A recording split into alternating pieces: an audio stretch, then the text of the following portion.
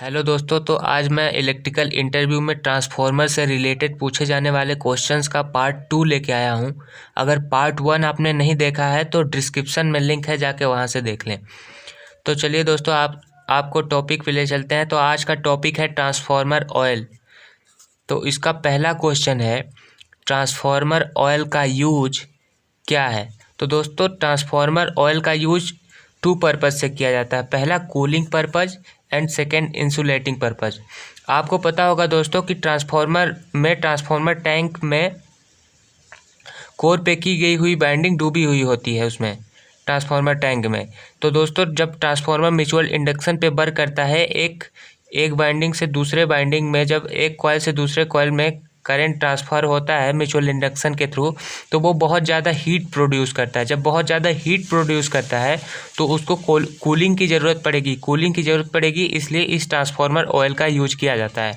और दूसरा है दोस्तों इंसुलेटिंग पर्पज़। दोस्तों, आपको पता होगा कि 2 बाइंडिंग होती है, ये प्राइमरी बाइंडिंग हो गई और ये सेकेंडरी बाइंडिंग हो जाती है। इसमें म्यूचुअल इंडक्शन के थ्रू इसमें करंट ट्रांसफ़र होता है। तो दोस्तों, जब इसमें करंट फ्लो होगा तो कॉइल मैग्नेट की तरह व्यवहार करने लगेगी, जिससे क्या होगा कि ये एक दूसरे को अट्रैक्ट करेंगी। तो ये एक दूसरे को अट्रैक्ट ना करें, इसलिए इसमें ये ट्रांसफार्मर ऑयल का यूज किया जाता है। और दोस्तों, इस ट्रांसफार्मर ऑयल का यूज करने से इसके ऊपर जो ये वायर के ऊपर जो इसमें वाइंडिंग की गई होती है, उसके वायर के ऊपर जो पॉलिश की गई होती है, वो अच्छे तरह से वर्क करती है।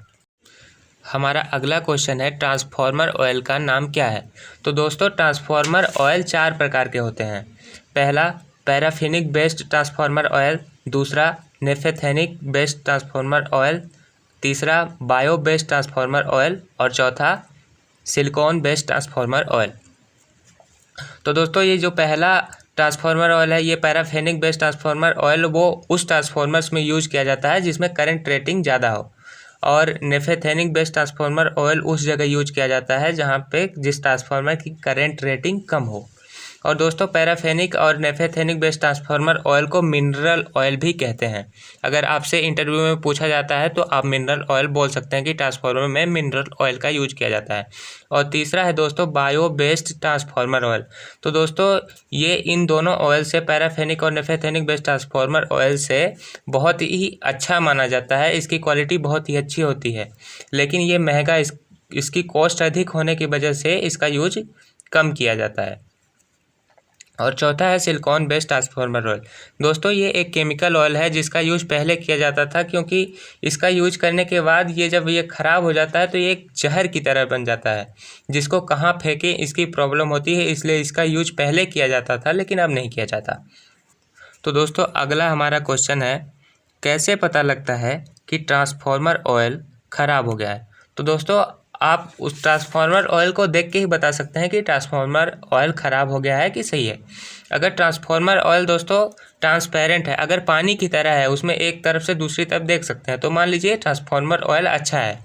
वो उसका यूज होते होते धीरे धीरे वो लाइट येलो हो जाता है, फिर डार्क येलो हो जाता है, फिर उसके बाद ब्राउन हो जाता है, फिर डार्क ब्राउन हो जाता है। डार्क ब्राउन होने पे दोस्तों उसको ट्रांसफार्मर ऑयल को चेंज कर देना चाहिए। लेकिन कुछ लोग क्या करते हैं कि उसको और भी यूज करके ब्लैक होने तक यूज करते हैं उसका, तो ब्लैक हो जाता है। तो ब्लैक होने के बाद तो उसको बदल ही देना चाहिए।